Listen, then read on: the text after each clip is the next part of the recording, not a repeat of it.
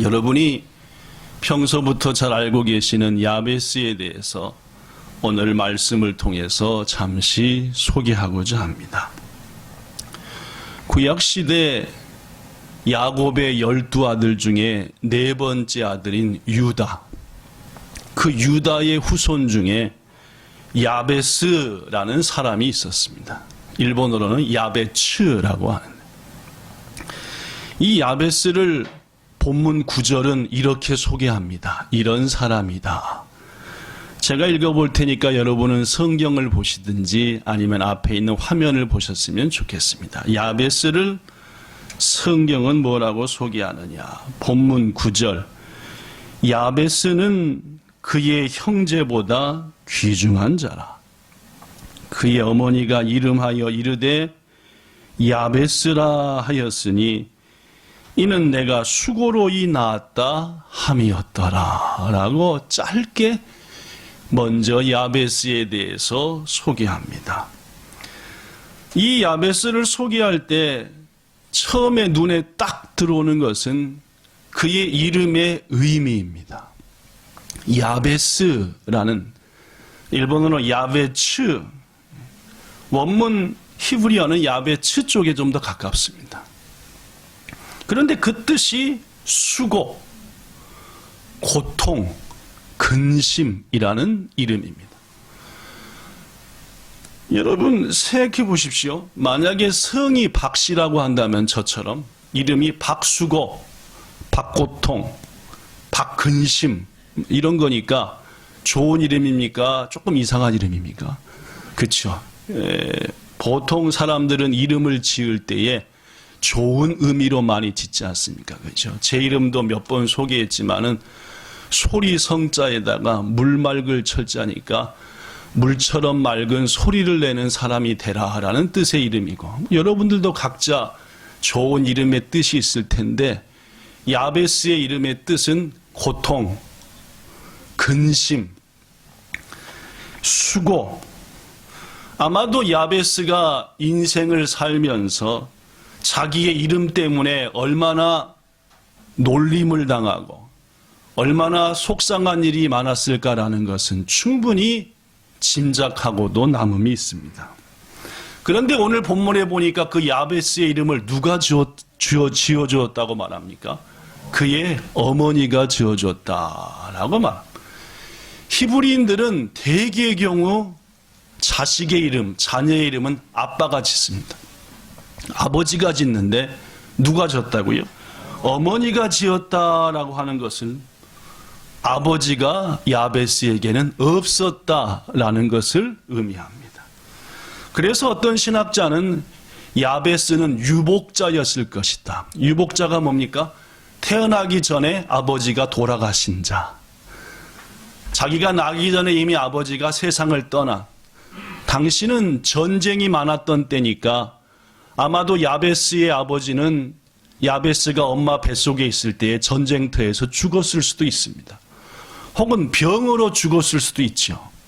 어떻게 죽었든 간에 아버지가 없다는 것, 당시에서는 엄청난 가난을 의미했습니다.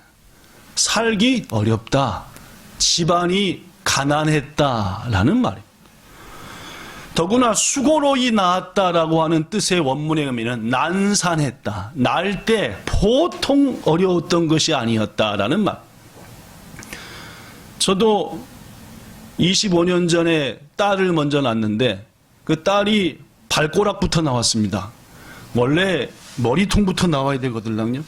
그래야 정상인데 주일날 1월 28일 그 추운 주일 저녁 때 교회로 전화가 왔어요. 사모님, 전화가 아니라 삐삐가 왔다. 삐삐, 그죠? 포켓볼? 아니, 포켓볼? 포켓도베루. 일본에서는 포켓도베루라고 하고 한국에서는 삐삐라고 하는, 몸을 흔드는 겁니다. 우와, 흔들면 보면은 숫자 등이 있어가지고 이게 어디서 지금 연락 온 거다. 전화해봤더니 사모님한테 애가 나올 것 같아요. 근데 좀 이상해요. 바로 택시 타고 갔더니 발꼬락부터 나가지고 결국은 배를 쭉 갈라가지고 애를 끄집어내는. 난산했다라는 말. 애를 낳을 때 평탄하게 난 게 아니라 엄청나게 어려웠다. 힘든 출산 과정을 겪다 보면은 요새야 배를 쭉 갈라가지고 애를 끄집어내는 경우도 있지만은 당시에는 그것이 불가능한 시대니까 어떤 성경학자는 야베스는 장애인이었다라고 말합니다. 발을 절든지 손이 한쪽이 조금 찌그러졌든지 코가 좀 삐뚤어졌든지 뭔가 장애인이었을 것이다. 쇼가이가 있는 아이로 태어났을 것이다. 그렇습니다. 이렇듯 야베스는 태어날 때부터 아빠 안 계셔. 집안은 가난해. 어머니한테는 하여튼 죽음의 고통을 준 아들. 그리고 태어난 다음에도 고생해서 말 그대로 여기 써진 것처럼 야베스의 인생은 상처투성이, 고통투성이, 근심투성이, 말 그대로 자기 이름처럼 살았다는 말입니다. 이것이 야베스의 삶입니다. 사랑하는 본향지체 여러분, 저는 우리 본향교회 성도들을 한 사람 한 사람 보면은 어떤 분은 야베스 같은 인생을 산 분도 계시구나라는 것을 생각합니다. 이런저런 인생을 지금까지 살아오면서 참 힘들고 답답하고 괴로웠던 일들이 많았겠다라는 말. 그러다 보니 상처도 있었겠죠. 더구나 말입니다. 이것이 야베스가 그랬고 우리고 그런 것처럼 우리 본향교회 모습도 어찌 보면 야베스 같지 않는가라는 생각이 자꾸 나서 요새 야베스 생각이 난 것 같습니다. 22년 전, 23년 전 교회가 세워질 때도 얼마나 많은 방해가 있었고 아직 교회 건물이 마련도 되기 전부터 야쿠샤들이 쫓아다니면서 제 목숨을 위협하고 교회 세우는 것을 반대하고 막 얘기를 할짝 치면은 엄청난 일들이 많이 있어.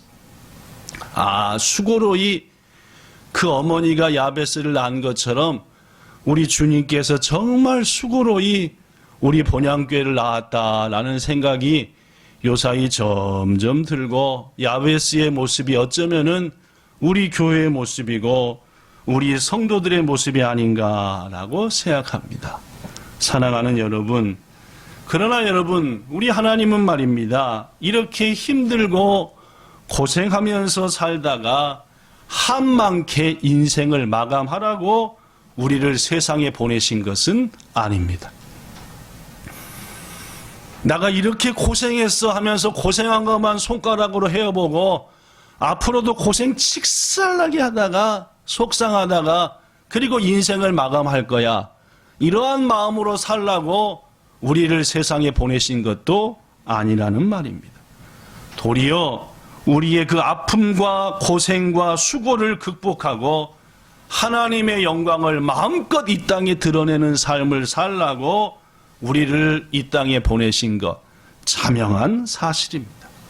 그것은 우리 교회도 마찬가지입니다. 30년, 40년, 50년 내내 새빵살이 하는 교회 되라 라고 본향교회를 세우신 것 아니라 라고 여러분과 저는 믿습니다. 무엇보다도 아름다운 예배당을 세워 하나님께 드리고 그 예배당에서 최상의 예배를 이 땅의 사람들과 함께 드리며 응답을 받고 복도 받고 하나님께서 우리들을 통해서 당신의 살아계심을 만방에 전하고 나타내는 그런 역사 이루라고 우리 교회를 세우신 것 우리는 믿습니다. 그렇다면 여러분, 우리는 어떻게 우리 아픔과 상처를 극복하고 큰 복을 받아서 이 땅에 하나님의 영광을 가득 드러낼 수 있을까요? 그것은 바로 오늘 본문인 야베스를 통해서 배울 수 있는 겁니다. 우리의 아팠던 인생, 우리의 부족했던 모습들이 하나님 영광을 드러내고 가장 존귀한 자로, 맨 처음부터 대부분의 인생은 가장 연약한 자로 살았지만은 결국 인생을 마감할 때 보니까 가장 귀중한 자, 존귀한 자가 되는 것은 바로 야베스를 통해서 우리가 배울 수 있게 된다라는 말씀입니다. 자, 야베스는 어떤 모습을 통해서 무엇을 통해서 이런 근심과 고통의 삶에서 가장 존귀하고 복받는 자가 되었느냐?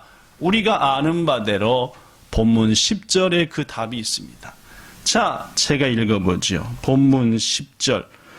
야베스가 이스라엘 하나님께 아뢰어 이르되 주께서 내게 복을 주시려거든 나의 지역을 넓히시고 주의 손으로 나를 도우사 나로 환난을 벗어나 내게 근심이 없게 하옵소서 하였더니 하나님이 그가 구하는 것을 허락하셨더라 라고 나옵니다. 그렇습니다, 여러분. 야베스가 고통의 사람에서 존귀한 사람으로 바뀌고 수고와 근심의 인생에서 감사와 영광의 인생이 된 것은 딱 한 가지였습니다. 뭡니까? 기도했다는 거지. 자신의 인생을 비관하지 않고 자신의 모습을 안타까이 여기지 않고 하나님 앞에 간절히 기도했다는 말입니다. 야베스의 기도는 어떤 기도느냐? 본문 10절에 먼저 보니까 야베스가 이스라엘 하나님께 아뢰어 이르되라고 나. 여기서 아뢰다라고 하는 헬라 히브리어는 카라라는 말입니다. 카라, 시작. 카라. 이것은 부르짖다는 말입니다. 아버지, 저를 내버려 두시려 하십니까? 우리를 좀 도와주세요. 여기서 좀 건져내 주세요. 지금 내 상황이 코로나로 인하여 1년 버텨나가면서 얼마나 절박해진지 아십니까? 다 아시지 않습니까? 제 가정이, 우리 가족이, 제 일이 얼마나 안타까운지 주님 아시지 않습니까? 하고 부르짖는 것. 이것을 히브리어로 뭐라고 말한다고요? 카라.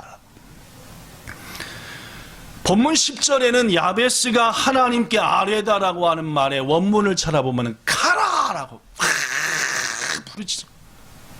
저 이렇게 하려고 이 땅에 나게 하셨습니까?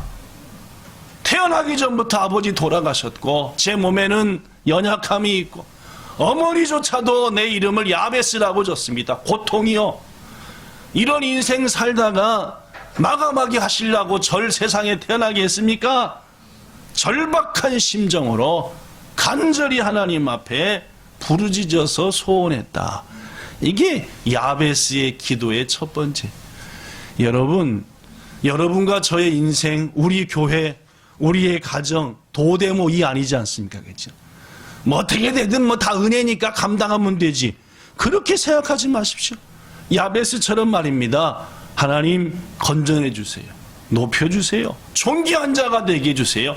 그리하여서 저를 통하여 하나님의 살아계심과 능력을 이 땅에 나타내 나를 통해서 우리 교회를 통해서 한 영혼이라도 주님 만나게 해주세요. 이런 기도가 우리에게 필요한 것이, 그것이 바로 야베스가 기도한 간절한 기도였습니다. 더구나 그는 간절하게 뭘 구했냐면은 복에 복을 더해달라고 기도했습니다. 오늘 본문에는 기록되어 있지만은 원래 본문으로 바뀌기 전인 개역 한글 성경에는 원컨대 주께서 내게 복의 복을 더하사라고 되어 있습니다. 현재 우리가 사용하고 있는 개역 개정에는 복이 한 번밖에 안 나오지만은 개역 성경, 요 바로 전에 썼던 성경에는 복이 2번 나오고, 그렇다면 히브리 원본 성경에는 몇 번 나오느냐? 역시 바라크라고 하는 복이라는 단어를 2번 사용합니다. 그러니까 원문 히브리어 성경은 지금 우리들이 보는 성경보다 훨씬 더 가깝게, 고로 원컨대 주님 내게 복에 그 복에다 복을 더해 주세요라는 게 훨씬 더 가깝습니다. 그렇습니다, 여러분. 야베스는 그냥 복이 아니라 복에다가 복을 얹어서 달라라고 하는 것이 그의 간절한 소망이었습니다. 성도 여러분들, 우리도 그렇게 기도합시다. 하나님은 우리에게 복을 주는 분입니다. 아브라함에게 말하기를 창세기 12장 2절과 3절에 내가 너로 큰 민족을 이루고 너에게 복을 주어 네 이름을 창대케 할 것이니 너는 복이 될 것이다. 개역 성경에는 복의 근원이 될 것이다. 수많은 이 땅의 사람들이 너와 네 후손을 통해서 복을 받으리라 라고 말씀해요. 그렇습니다. 성경 곳곳을 보더라도 하나님은 우리에게 복 주시기를 원하시는 분이었고, 야베스는 그 사실을 알고 기도하기를, 하나님은 구하는 자에게 복을 주시는 분이시니까 나에게 복에 복을 더하사 이 어려움을 다 떨쳐버리고 존귀한 자가 되게 하소서라고 기도했다는 말이에요. 세 번째 그의 기도는 본문 10절에 있는 것처럼 나의 지역을 넓혀달라라는 기도였습니다. 여기서 지역이라고 하는 원문 히브리어는 게불이라는 말이에요. 조금 그렇죠, 그죠? 게불. 이 게불이라고 하는 뜻은 영토, 영역, 경계, 지역이라는 말입니다. 그렇습니다. 야베스의 구체적인 기도는 복에 복을 더하되 뭘로 더하느냐? 내 지역, 내 땅, 내 영토, 내가 가진 모든 것들을 넓히고 또 넓혀달라라는 말이에요. 그렇습니다. 이 기도는 땅의 경계를 넓혀달라는 기도이고, 거기에 그치지 않고 내 모든 삶의 영역도 넓게 해달라고 하는 간절한 기도였습니다. 그렇습니다. 더 많은 영향력을 발휘할 수 있게 해주세요. 주님, 내가 더 주님의 일을 많이 할 수 있도록 내게 능력도 힘도 주시고 복을 주세요. 내가 주님을 위하여 더 놀라운 일을 이 세상을 위해 할 수 있도록 저에게 지혜도 주세요. 이것이 지역과 지경을 넓혀달라고 하는 야베스의 기도였다는 말이에요. 사랑하는 성도 여러분, 우리 본향교회도 속한 우리들 각자도 그렇게 기도해야 됩니다. 이대로 만족하지 않고 주님, 우리 가정이 하는 사업을, 우리 교회가 하고자 하는 일들을 넓히고 넓혀주셔서 선교와 구제와 봉사와 전도와 섬김과 나눔과 그 모든 면에 있어서 많은 일들을 감당하는 교회요, 우리 가정과 우리 일터 우리 사업장이 되게 하소서라는 것이 야베스가 구체적으로 기도한 나의 지역, 내 지경을 넓혀주세요 하는 기도라는 말입니다. 성도 여러분, 우리 하나님은 우리의 지역과 지경을 넓혀주시는 분이십니다. 땅 한 조각 없는 아브라함의 지경을 넓히셔서 그 넓디 넓은 다윗 왕국을 만들어주신 분이 하나님이십니다. 여러분, 예루살렘의 다락방에서 시작한 그 조그만 하나님의 나라가 넓혀지고 넓혀져서 세상 땅끝까지 이르게 되고 있는, 이것이 하나님이 하신 일이니 부디 하나님 앞에 간절히 구하여 우리의 인생의 지경이, 우리 교회의 지경이 넓어지게 되기를 예수님 이름으로 축원합니다. 그 다음으로 야베스는 이렇게 기도했습니다. 본문 10절에 보니까 주의 손으로 나를 도우소서라고 말. 첫 번째 구체적인 기도 제목은 지역, 지경을 넓혀달라는 것이었고, 두 번째는 주님의 손이 나를 꽉 붙잡아 주소서라는 것이었습니다. 히브리어 원문을 보면은 당신의 손이 나와 함께 있을 것입니다 라고 했습니다.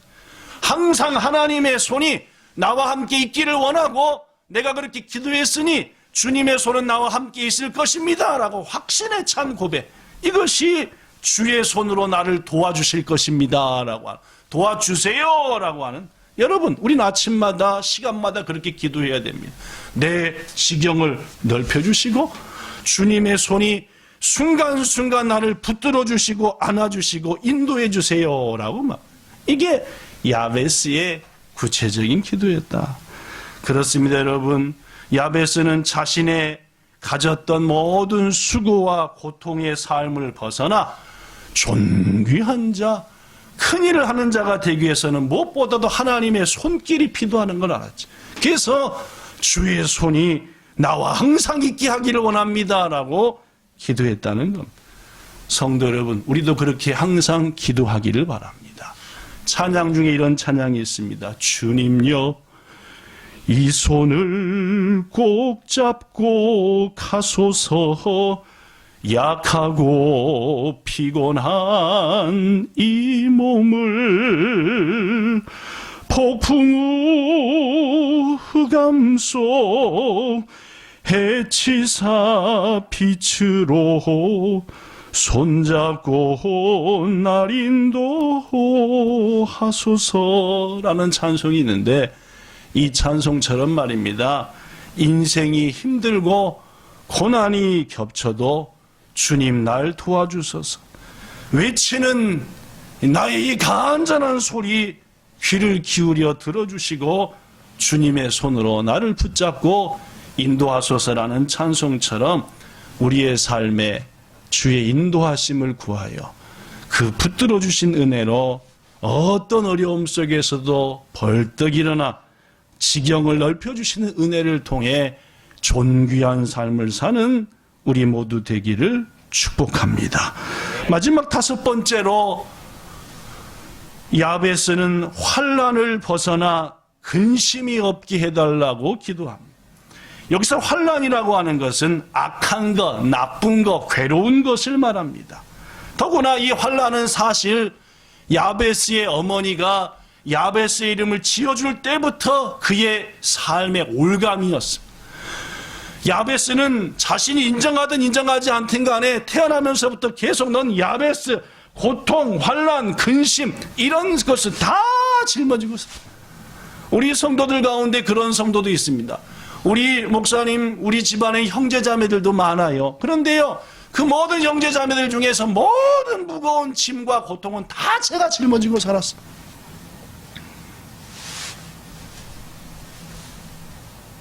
우리 어머니도 저한테 그런 말 가끔 했습니다. 그래서 아들아, 우리 집안에는 내보다 언니도 있고 동생들도 많고 다 하지만은 집안의 모든 어려움은 다 내가 짊어지고 산 것 같다. 어머니가 말 안 해도 제가 쭉 인생을 보면은 어머니의 참 모든 어려움은 혼자 다 들쳐매고 사셨네. 가끔 그런 적도 있습니다. 아니 언니도 있는데 저기도 있는데 그 이제 좀 그건 좀 놔버리세요 하더라도 이미 평생을 짊어지고 오다 보니까 여전히 계속 그 무거운 짐을 지고 그러면서 다 감당하면서도 입으로는 내가 이 집안의 모든 힘들어 죽겠어라. 아마도 야베스는 그랬을 겁니다. 동생들도 있고 모두 다 있고 위에 분들도 있고 한데 무엇보다도 그의 마음속에서 항상 느꼈던 것은 모든 짐은 다 내가 짊어지고 간다. 그런데 말입니다. 야베스는 바로 그 모든 환난과 근심 그리고 내 이름으로부터 오는 모든 아픔과 어려움을 이제는 벗어나게 해달라라고 기도해요. 온 우주 만물을 지으시고 역사와 인생의 주인이신 그 하나님, 인간이 어찌할 수 없이 얽어매고 짓누르고 있는 그 올가미를 유일하게 벗겨주실 분은 그 하나님밖에 없습니다라는 마음으로 야베스는 구했고 하나님께서는 은혜 가운데에서 그 모든 짐과 환난을 벗어나게 해주셨다라는 말. 예수님 말씀합니다. 수고하고 무거운 짐진 자들아 내게 오라. 그러면 너희를 쉬게 하리라 라고 말입니다. 이 시간 평생 지고 온 무거운 짐들이 있다고 한다면은 우리 주님 앞에 내려놓으셔서 주의 은혜 가운데에서 쉬게 함을 얻는 은혜 누리시기를 예수님 이름으로 축복합니다. 말씀을 마칩니다. 야베스, 그는 고통 속에서 태어났고 어려움 속에서 인생을 살았습니다. 그러나 그는 분명히 느꼈습니다. 내가 이렇게 살라고 하나님이 날 세상에 보내신 것은 아니다. 우리 교회가 이런 작은 교회만 되라고 보내신 것은 아니다. 그런 마음으로 야베스는 간절히 기도했습니다. 그리고 하나님께서는 오늘 본문에 보니까 그 모든 기도를 전부 허락하셨다. 전부 응답하셨다. 사랑하는 여러분, 야베스의 기도를 응답하신 하나님은 우리의 기도도, 우리 본향 성도들의 기도도 응답하는 줄로 믿습니다. 그러기 위해서 우리도 야베스처럼 구체적으로 간절히 기도해야 됩니다. 마치 찬송처럼 원컨대 주께서 내게 복의 복을 더하사 나의 지경을 넓히시고 주의 손으로 나를 도우사 나로 환난 벗어나 근심 없게 하소서라고 하는 이 찬송처럼 말입니다. 하여튼 요새 제가 가장 많이 하는 찬송 같습니다.